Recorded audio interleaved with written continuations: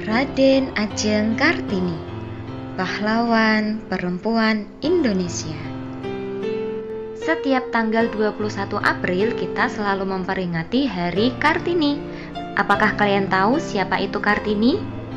Ibu Kartini adalah salah satu pahlawan nasional perempuan di Indonesia. Beliau bernama lengkap Raden Ajeng Kartini. Beliau lahir di Jepara pada tanggal 21 April 1879. Nah, berikut adalah fakta-fakta menarik dari Ibu Kartini.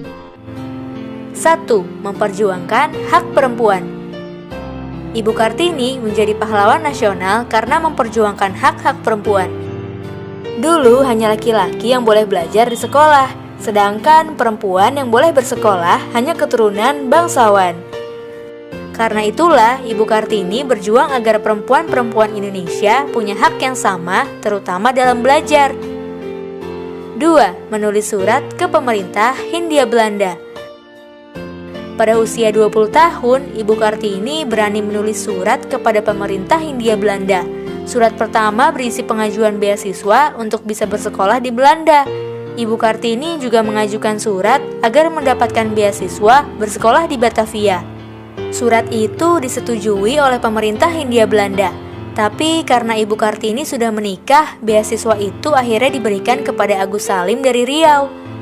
Selain surat pengajuan beasiswa, Ibu Kartini juga menulis surat protes kepada pemerintah Hindia Belanda. Ibu Kartini mengusulkan agar bahasa Melayu dan bahasa Belanda dimasukkan ke dalam kurikulum pendidikan. 3. Memperkenalkan ukiran Jepara sampai ke Belanda. Ibu Kartini juga memperkenalkan ukiran Jepara sampai ke Eropa loh. Pemerintah Hindia Belanda bahkan sampai mendirikan sekolah ukir Jepara pada tahun 1929 sebagai penghargaan kepada Ibu Kartini. 4. Wafat dalam usia 25 tahun. Ibu Kartini wafat dalam usia yang masih sangat muda, yaitu 25 tahun. Beliau meninggal dunia pada tanggal 17 September 1904. 4 hari setelah melahirkan putra pertamanya. 5. Hari Kartini sebagai Hari Nasional. Pada 21 Mei 1964, Presiden Soekarno mengeluarkan Surat Keputusan Presiden atau Kepres. Kepres itu menetapkan bahwa Raden Ajeng Kartini adalah pahlawan kemerdekaan Indonesia. Hari lahirnya pun dijadikan sebagai hari nasional yang kita kenal sebagai Hari Kartini. Fakta menarik lainnya. Tahukah kalian bahwa ternyata Ibu Kartini adalah cucu dari seorang kiai asal Jepara yang bernama Kiai Madirono. Kiai Madirono memiliki istri bernama Bu Aminah, kemudian memiliki putri bernama Ngasirah. Kemudian Ibu Ngasirah ini menikah dengan Bupati Jepara dan memiliki anak bernama Kartini. Seiring bertambahnya usia, Ibu Kartini mulai belajar Al-Quran di luar kota. Beliau belajar kepada Kiai Soleh Derajat di Semarang. Ibu Kartini sangat senang ketika Kiai Soleh menjelaskan tafsir Al-Quran menggunakan bahasa Jawa krama. Hati beliau sangat tentram ketika mendengar Kiai Soleh menafsirkan Al-Quran.